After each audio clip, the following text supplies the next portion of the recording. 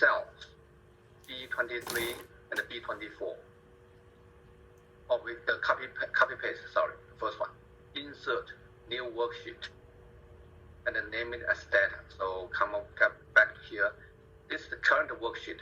If we want to insert or add a new worksheet, we click the arrow plus sign here. And the default name is worksheet sheet 1. So we need to name this as data. How do we name this? Point to this tag name, double click. It will be graded. Once it is graded, it's ready to put our own name there. That's one approach. Once it is done, you click outside. Any place on the worksheet. That's what double click is one approach. The second approach, you point to this right click. You choose rename. That's the second approach. Either way, it will highlight this name and then ready for you to type your own name. For example, data. Put it here. Once you finish the typing, enter. The new name will go to this tag. Yeah, that's label, relabel or relabel a tag or worksheet. Now, some minor thing associated with this one is you can put different color to color each tag. So, for example, you point to this tag name, right click. You have one option says tab color. So now in the description, I asked you to practice the orange or golden color here. So you pick up a color, golden color. Now this one has been colored, this tag. Okay. Now if you only have one or two tabs, does not make any huge difference. But if you are in accounting finance area, you are working with multiple worksheet, and color the tab in differently will help you find out the worksheet right away. Okay, that's minor operation. So that's here. And now next one, we want to use a formula to copy all the labels in boldface, that's labels from initial data to here. So come back to here. Initial data is here, and we have some labels. Those are the labels. If I double click, I want to see all of them. So labels, or this is label in boldface. Yeah, they are in boldface. This one is boldface. So we have 3 here. So this is in cell A1. In cell A1, I want to keep the same location. So, but I want to copy this and paste this to data. But I want to use a formula. Formula means I don't need to physically copy this one. Instead, I want to use a formula to borrow the information and save it here. So the way we are going to do this is the operation, get information from different spreadsheet. Okay. And in accounting area, whenever we are using multiple worksheet, it's quite often to get information from other worksheet. So in this way, the approach or the formula is that you put the cursor in A1 on data sheet and then hit equal sign. Once you hit equal sign, it will show all those kind of potentially we are ready to enter formula, because all formulas always start with equal sign.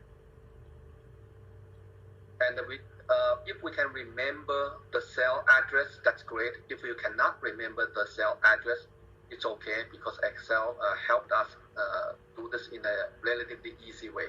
You simply need to choose, I'm going to go to initial data, worksheet. I'm going to get information from A1. Click this cell. Once you start equal sign, after you make 2 clicks, the initial data name will be copied and pasted here, followed by an exclamation mark, and then the cell address you selected, A1.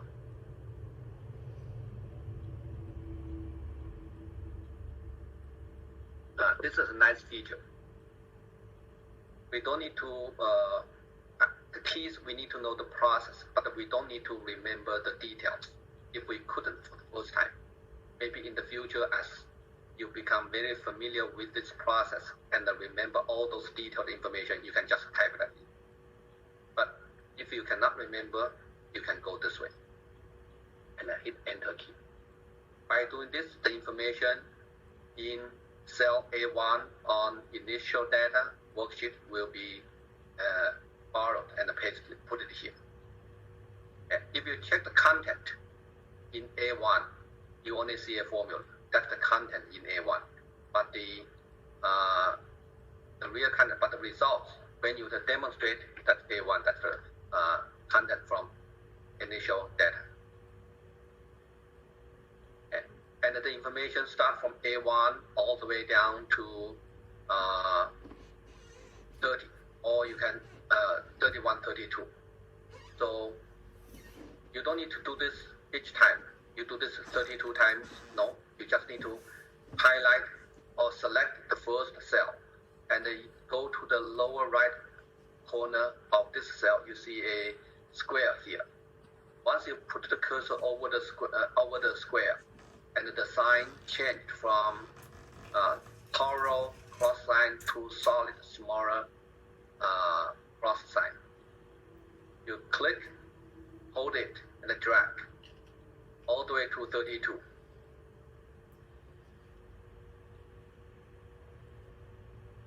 So basically, all the information in this 32 cells has been pasted here, or you have a version of that one. But physically, we didn't type anything in the cell. We simply used the formula to borrow the information from the other worksheet and put it here. Okay, all the information from how do you get the first form of formula? How do I get, excuse me, how do I get what formula? Like how did you get the first formula to start? Okay, so I can delete this information. Okay, the key, you have to start with an equal sign. Go to a cell, start with an equal sign, type that in. Once you type that in, you click initial data, the tag underneath.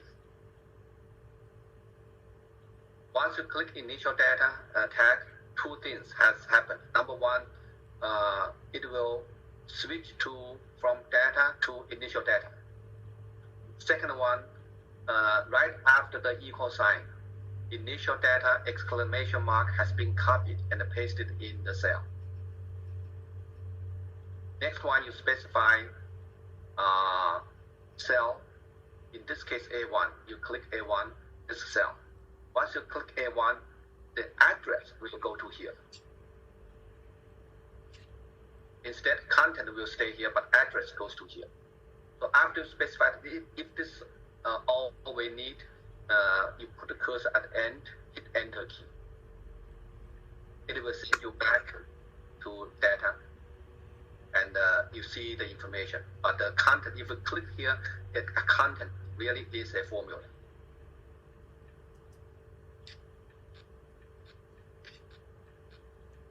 Okay. Once you had the first formula done, you put the cursor to the lower right corner until the box shape changes to a solid cross sign.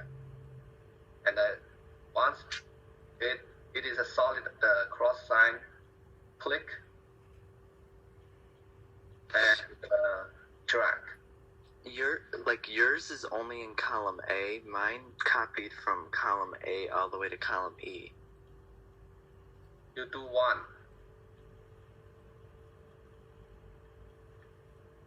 Okay, you click one.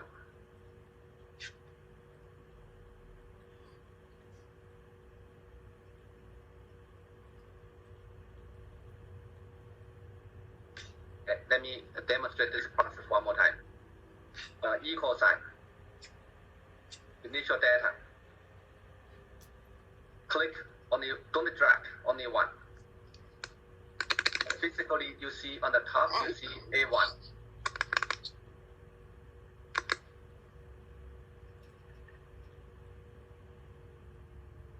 Okay, and hit enter key. Or the other approach, once you get the initial data worksheet exclamation mark, you can just type in A1. If for some reason it does not work, type in A1. It will get the same result.